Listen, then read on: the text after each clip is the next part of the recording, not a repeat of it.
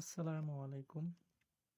আমার সামনে যে একটা ঝর্ণা দেখতে পাচ্ছেন, এই ঝর্ণাটা যে জায়গায় অবস্থিত, ওই জায়গাটার নাম হয়েছে গিরিছড়া। গিরিছড়া নামটা কেন হয়েছে আমি জানি না। অবশ্যই এখানে হয়তোবা অনেক ছড়া রয়েছে, এই জন্যই হয়তোবা এটার নাম হয়েছে গিরিছড়া। এই গিরিছড়া এই ঝর্ণাটার দুই পাশে একদম খাড়া পাহাড়, দুই পাশেই পাহাড়, মাঝখানে এই ঝর্ণাটা অবস্থিত। তবে এই ঝর্ণায় কেউ আসে না, এই ঝর্ণাটা আসলে কেউ আসে না। এখানে এভাবেই কোনো পর্যটক বা স্থানীয় লোকজন তেমন একটা আসে না।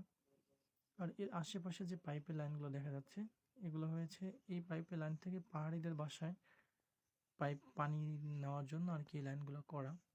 আর মাঝে মাঝে এই লাইনে সমস্যা হয়, যেমন ঝর্ণার পানির সাথে যে ময়লাটা আসার কারণে ওই লাইন পাইপের ভিতরে যদি যায় তাহলে পানি যাওয়া বন্ধ হয়ে যায়, তখন ওরা আর কি এটা দেখার জন্য আসে। কিন্তু তাছাড়া এখানে কেউ আসে না। কেন আসে না সেটার কারণ হচ্ছে এখানে কেউ আসতে পারে না। এখানে যারা বসবাস করে শুধু ওরাই আসতে পারে। তাছাড়া এখানে আসা আসলে মানুষ নিষেধ। মানে এখানে আসলে আইন শৃঙ্খলা বাহিনী আসতে দেয় না। এখানে আসার অনেক প্রতিবন্ধকতা আছে, এই জন্য এখানে কেউ আসে না। তবে পাহাড়ের ভিতরে এরকমের ঝর্ণার অভাব নেই। প্রায় জায়গায় এরকমের ছোট ছোট অনেকগুলো ঝর্ণা রয়েছে। তো জায়গাটা আসলে অনেক সুন্দর। যদি পর্যটক আসতে পারতো তাহলে অবশ্য ভালোই লাগতো। তো আমরা গেছিলাম, আমাদেরও এখানে একটা পানির লাইন আছে, সেটা একটু সমস্যা ছিল, সেটা দেখার জন্য গিয়েছিলাম। তো ভাবলাম যে এখানে যেহেতু আসছি, একটা ভিডিও করি আর কি। তো ভিডিওটা আমি একাই করেছি, মোবাইলটা এক জায়গায় রেখে দিয়ে। তো বেশিক্ষণ থাকতে পারিনি, কারণ আমাদের কাজ খুব দ্রুত শেষ হয়ে গিয়েছিল। আর সময়টা ছিল বিকালের সময়, তাই দ্রুত চলে আসলাম। আর আমি এরকমের কখনো ঝর্ণায় আসলে যাইনি।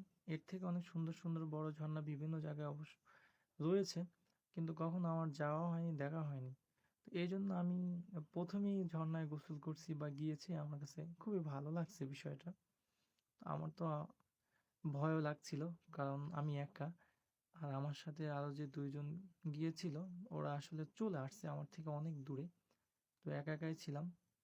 তো কিছুক্ষণ থাকার পরে ভাবলাম যে না, আর বেশিক্ষণ থাকা যাবে না, আমি এখন চলে যাই। তারপর আসলে চলে আসছি। তো ভালোই লাগলো আর কি, মানে চারিদিকে। আর এই যেগুলো আসলে এগুলো কিন্তু সব পাথর। আসলে পাহাড়ের নিচের অংশটা কিন্তু পাথর, উপরে একটু মাটি থাকে, কিন্তু নিচে পাথর। আপনি যদি কখনো উপর থেকে মানে মাটি খোঁড়ার চেষ্টা করেন, মানে একটু বেশি খোঁড়ার চেষ্টা করেন, তাহলে খোঁড়া যাবে না, কারণ নিচে পাথর তো, এই জন্য। তো স্মৃতির পাতায় রেখে দেওয়ার জন্যই ভিডিওটা করা, তাই দেখে আসলাম, ঘুরে আসলাম।